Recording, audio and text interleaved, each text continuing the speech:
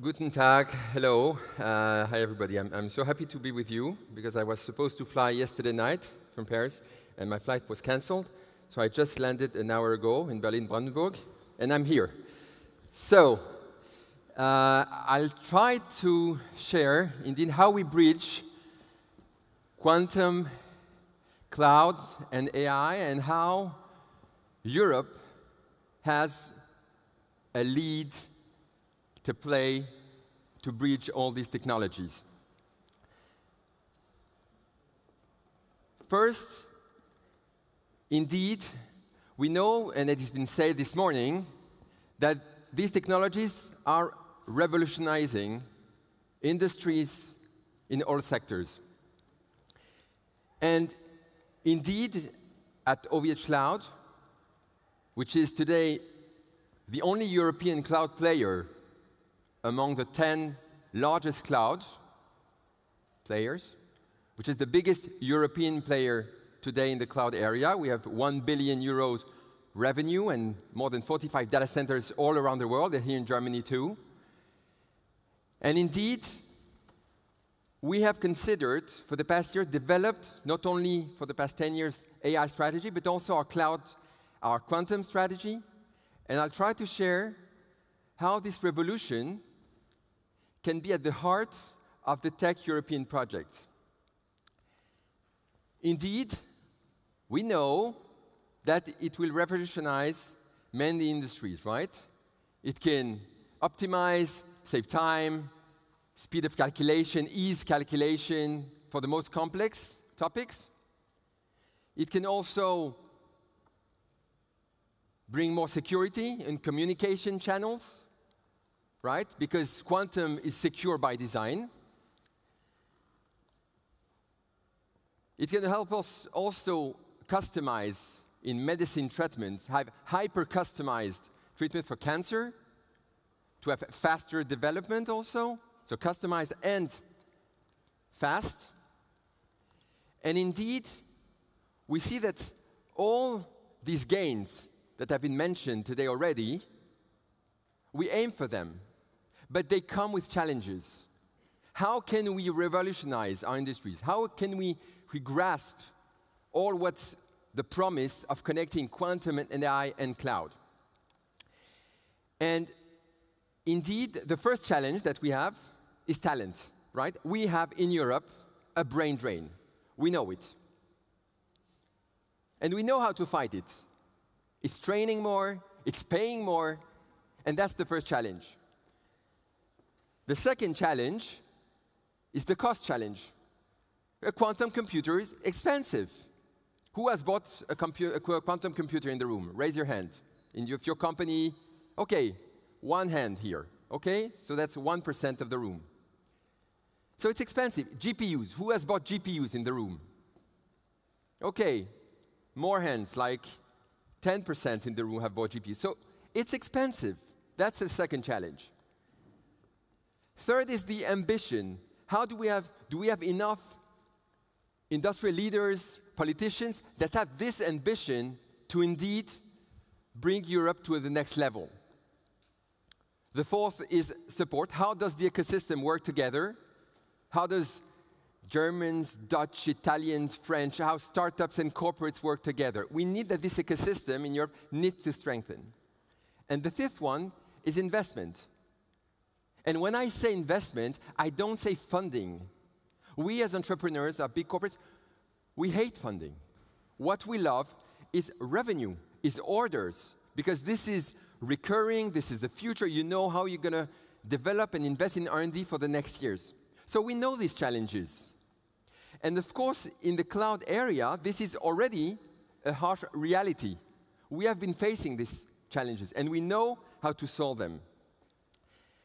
Because Europe, already for cloud, owns only 30%, European players own only 30% of the spend today. 70% of the cloud spend today go to non-European players, mostly American players. And even, I think Bitkom just issued in June a survey that shows that in Germany, German companies assess 78% of German organization share, they consider a too high dependency to non-European solutions.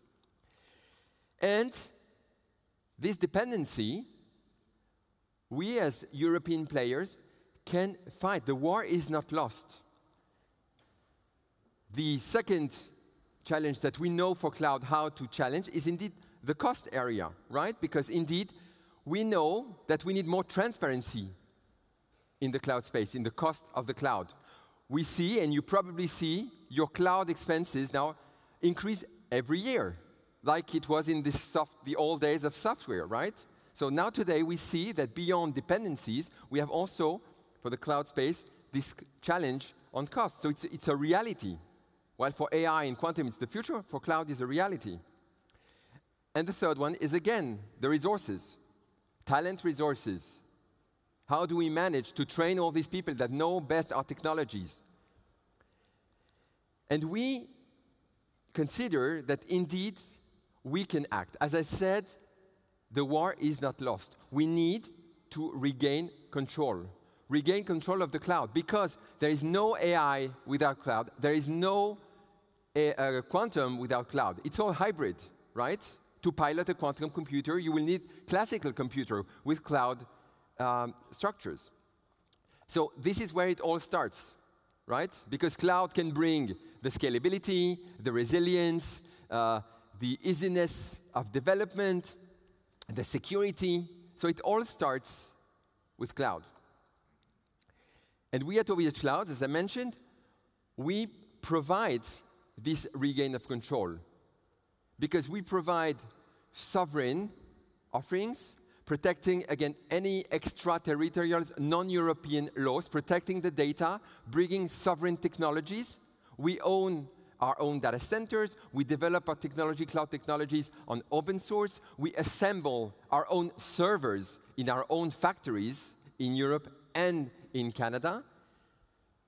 We own our own telecom network all across the world. So European players can provide still European sovereignty on the technologies we develop. Also, we can act and put, indeed, AI back on track for Europe, right? So meaning that I know we have champions here, Aleph Alpha and others. In France, we have Mistral. The companies that in Europe, we need to use them. It's not just talking about the investment development. We need to use all these startups, scale-ups, that have grown and can provide truly AI services. And this is what we are doing, indeed, at OVHcloud, partnering with these companies. We have accompanied more than 5,000 startups in the past years. Half of them are AI startups, machine learning startups, deep learning startups. So indeed, this is indeed feasible. And showing, by the way, that when you look at the data centers, the US have 5,000 data centers where Europe has just a quarter, 25% of that. And when you see the spending, indeed, again, the US is about 100 times, 200 times what's doing in terms of spending in the AI area. And we must not miss the quantum technologies. There is a vibrant ecosystem, right? We have been nurturing, in the past years, 20 startups very dedicated to the quantum area, building quantum computers. We have put emulators in. We are delivering a dozen of emulators. Today, we are connecting. We bought a quantum computer 3 years ago from Candela, and I think Candela is also in the room. We use it every day. And I think it's a prime info that I share with you. We use it today to generate SSL certificates, to secure SSL certificates for the websites of our customers.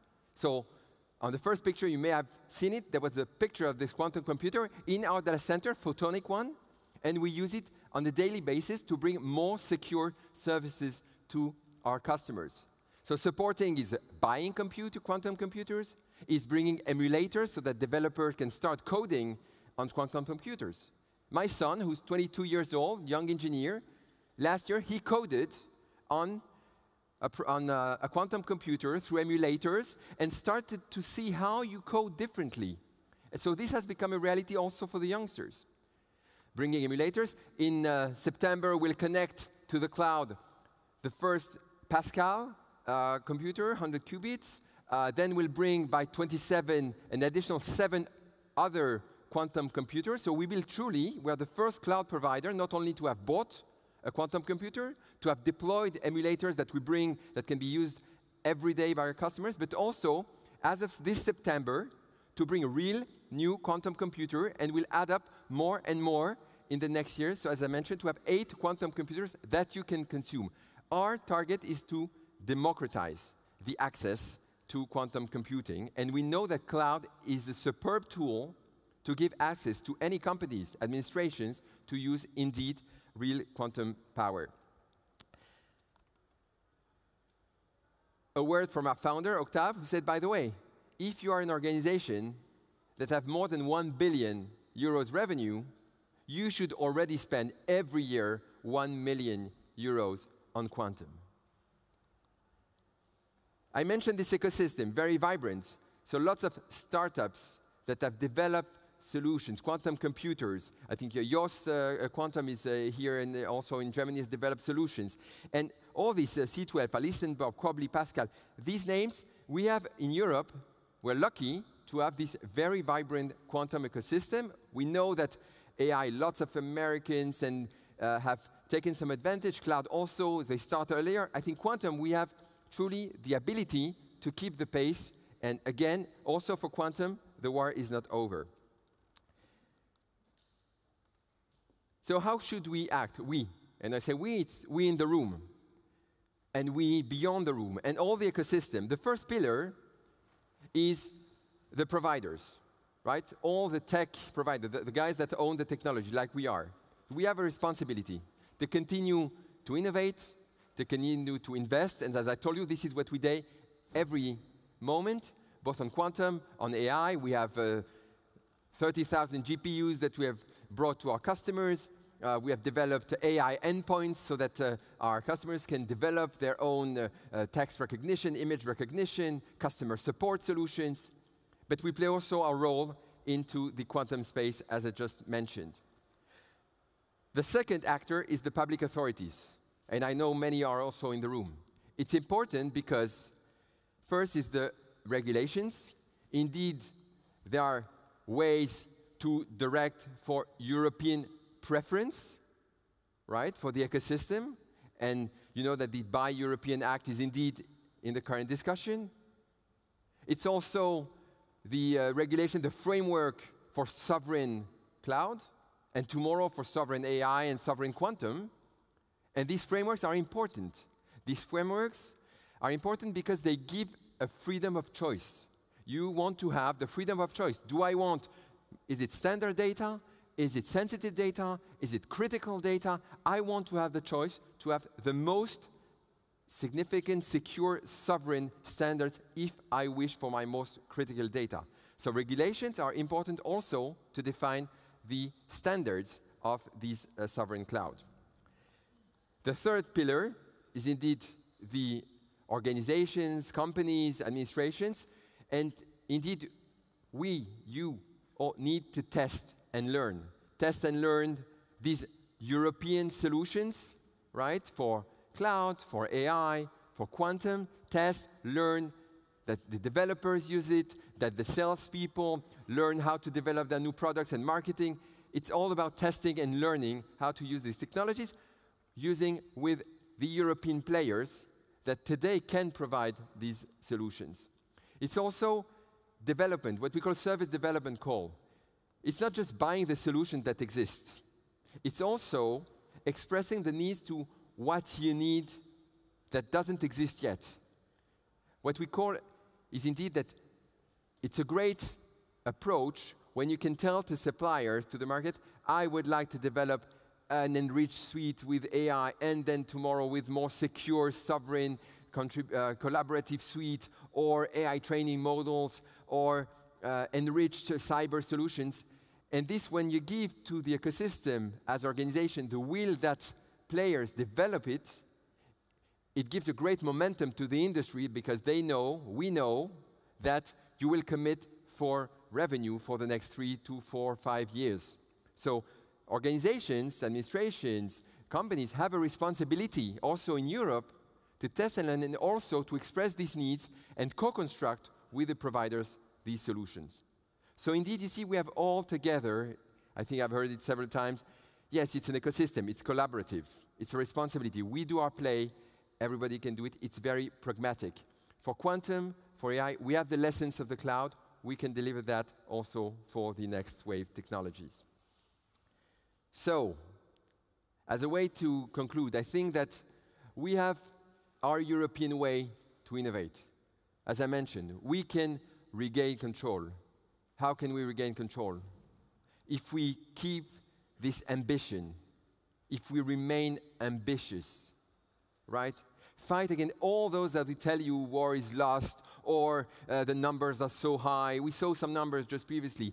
Yes, but you know that a few years ago, OpenAI was nowhere, right? So you can still invent solutions with a few guys, with bright minds. And we are here, players, I think, that can support you. Indeed, it's collaboration, right? It's working in ecosystem, it's sharing, it's open source technologies, it's testing, it's trusting each other. And when I mean trust not only in people or cyber protection, but it's also trusting in ourselves, in our talents, in our ability still to disrupt the market. What is great in technology, that you can always disrupt, and that the big giants have also weak feet. And we know how much we see them, how they can also be shaken and be re-challenged. So indeed, I think if we keep this ambition, if we keep this collaboration, if we keep this trust, all the countries playing together, all the players also in Europe playing together, I think that future is not something that we're going to wait for. Future is something that we can build together, and I wish that we continue to build it together to deliver this promise that cloud, quantum, and AI can deliver in all industries. Thank you very much.